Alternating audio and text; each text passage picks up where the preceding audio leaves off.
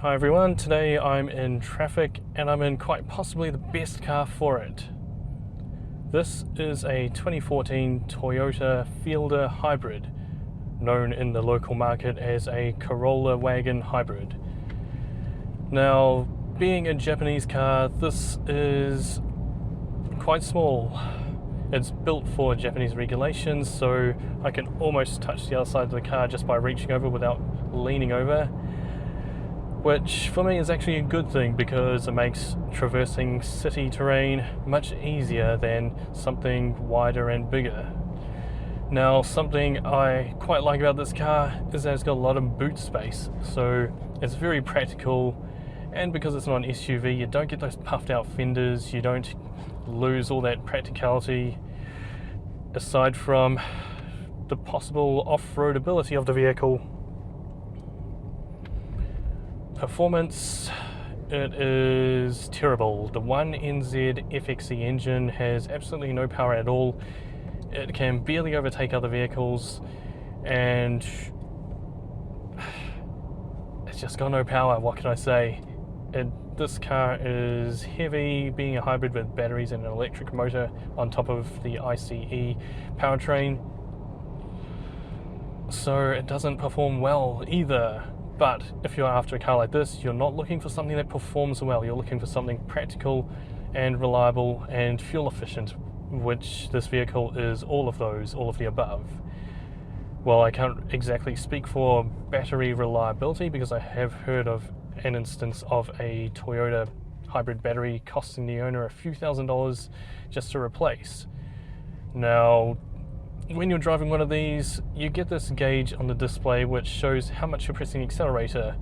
So the gauge starts at charge, then has two stages of eco, then has a power slot at the top of the gauge. This is directly related to your brakes and accelerator.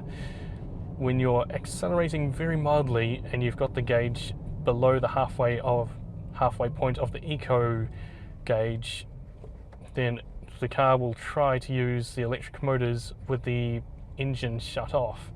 Once you go over eco, that's when it would usually turn on the engine if there's enough battery capacity, or if there's not enough battery capacity I should say, then it will use the engine once it's in the lower range of the graph. Once you get up into the power range, it starts to use both the electric motor and the petrol engine, and also changes the gearbox to be within the power band of the rev range. Now, this car that I'm driving, it is the top model BXZ, and with this you get things such as these semi-leather sports seats. You've also got this fake carbon trim all around the car. I actually quite like the look of it, even though it's not real carbon. Oh, this truck is trying to merge behind me.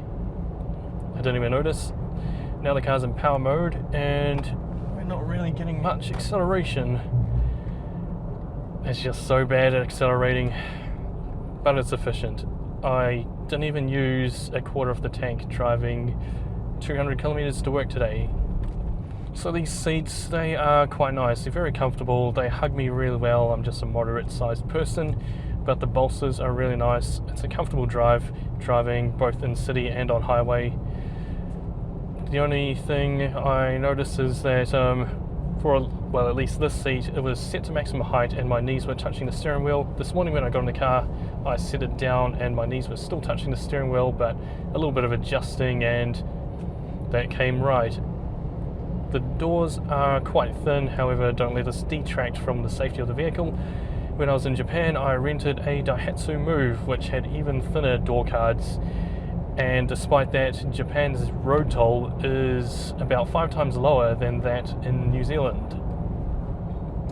Now we will move on to the infotainment system once I pull over. If, like me, you've still got the original steering in the car, here's a quick run through the features.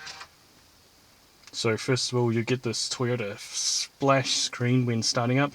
Over here it says quick setup or something else. I can't read that, so we go something else to skip the setup. 今日は11月9日木曜日です。換気の日です。Now that sounded like it was telling us the time and date. Right now we've got a GPS. It's set to Japan, so it's showing the Sea of quite possibly Tokyo Bay, or the Sea of Japan. Now to get to the hidden CD and SD card slots, hit menu, tilt and eject. Now you can access your disc, your SD card, your audio SD, or you could just tilt the screen up to your liking. Once you've inserted your CD or SD card, just hit the very bottom right corner. Alright, so now we will go through the other settings. So audio, this just has your basic audio settings. There's no disc in there, so audio is off. We've got your AM, FM disc, SD cards, TV, but it doesn't pick up local digital TV, Bluetooth, and for some reason a Nintendo DS. And this is just your AM radio. The bands range from about 76 to 92 FM if I remember correctly. I've just muted the stereo for now. And that's basically all you need to know in the audio section. If we go over here, we've got a keyboard input, the address book, points of interest, your phone book. So for interest, let's open this. You just get your hiragana keyboard layout here. Over here, I'm not actually sure what that is. Now over here it says golf, I can't read that one, hotel.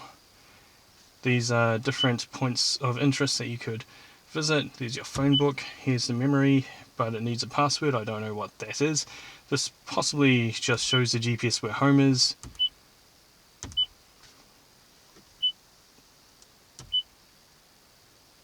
And these are more points of interest. And I believe that is for the pin access to your device.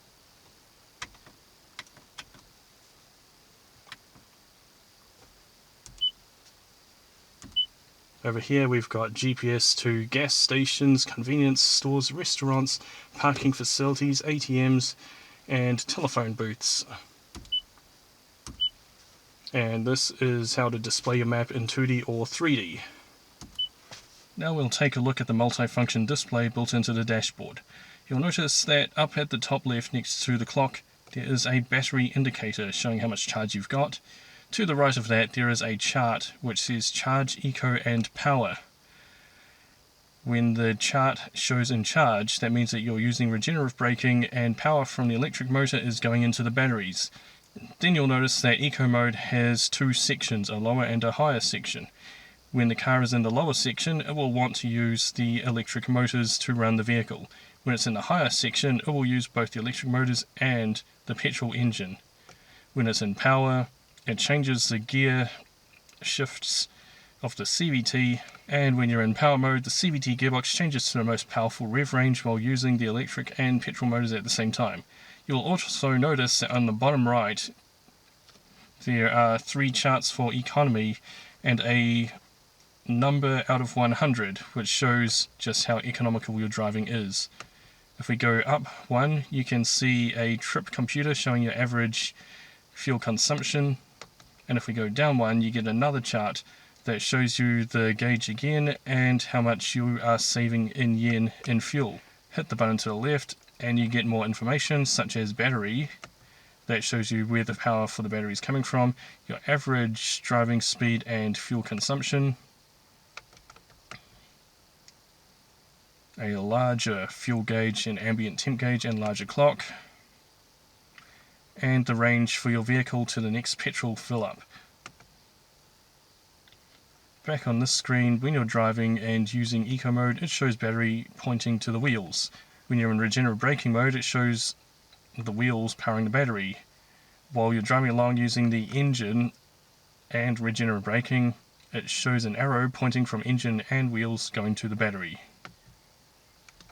I like to leave it on this screen since you can really gauge when you're going to be using the electric motor, and you can gauge how well and efficiently you are driving using that chart out of 100. So should you buy one of these cars?